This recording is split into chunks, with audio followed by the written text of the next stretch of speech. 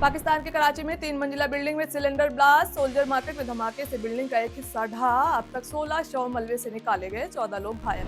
बांग्लादेश की सरकार ने बकाया भुगतान न चुकाने पर भारतीय एयरलाइंस स्पाइसजेट को अपने एयर स्पेस के इस्तेमाल से रोक दिया। कुछ उड़ानों को वैकल्पिक लंबा रूट अपनाया।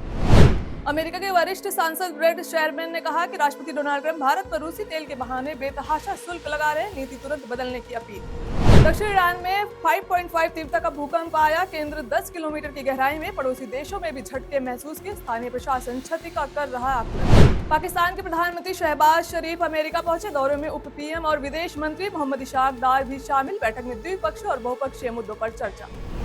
इजराइल ने अल-अक्सा मस्जिद में जुमे की नमाज अदा करने के लिए 10,000 फिलिस्तीनी मुस्लिमों को अनुमति दी। 55 पुरुष, 50 महिलाएं, 12 बच्चे। डेली परमिट बनवाना अनिवार्य। प्रधानमंत्री नरेंद्र मोदी ने इंडिया एआई इम्पैक्ट समिट 2026 में मानव विजन फॉर एआई का खुलासा किया। मानव का मतलब मानव केंद्रित एआई जो पूरी तरह इंसान के हित में, सुरक्षा और सम्मान को केंद्र में रखकर विकसित। लोकसभा स्पीकर ओम बिरला के निर्देश पर प्रिविलेज कमेटी ने कांग्रेस के मीडिया सेल से जुड़े 8 नेताओं को नोटिस भेजा। 7 दिनों में मांगा जवाब। सदन और स्पीकर के खिलाफ कौन से बयान सोशल मीडिया पर दिए।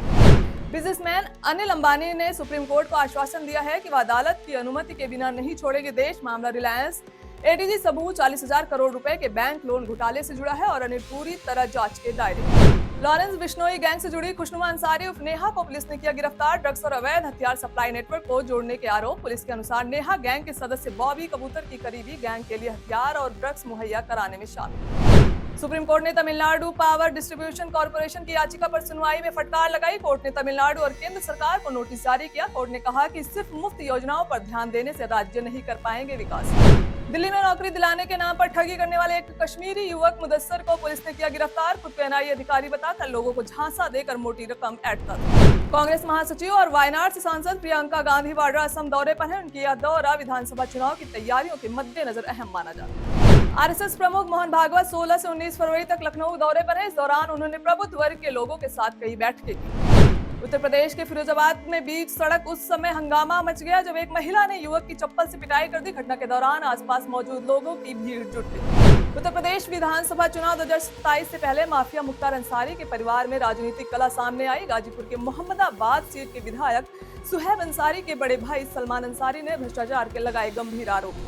उत्तर प्रदेश के मऊ जनपद के सरायलंकसी थाना क्षेत्र में तेज रफ्तार के कारण टमाटर लदी पिकअप अनियंत्रित होकर सामने से आ रही लोरी से टकराई। बहादुरगंज रोड स्थित रस्तीपुर के नायरा पेट्रोल पंप के सामने हुआ हादसा। उत्तर प्रदेश के औरैया में बुंदेलखंड एक्सप्रेसवे के पास अछल थाना क्षेत्र के गांव तुरुकपुर के नजदीक कार अनियंत्रित होकर निचली गंग नहर में गिरी। इस हादसे में पति पत्नी और उनका बेटा मृत। उत्तर प्रदेश के गोरखपुर में न्यू राजेश हाईटेक हॉस्पिटल में मोतियाबिंद के ऑपरेशन के बाद 18 मरीजों की हालत बिगड़ी।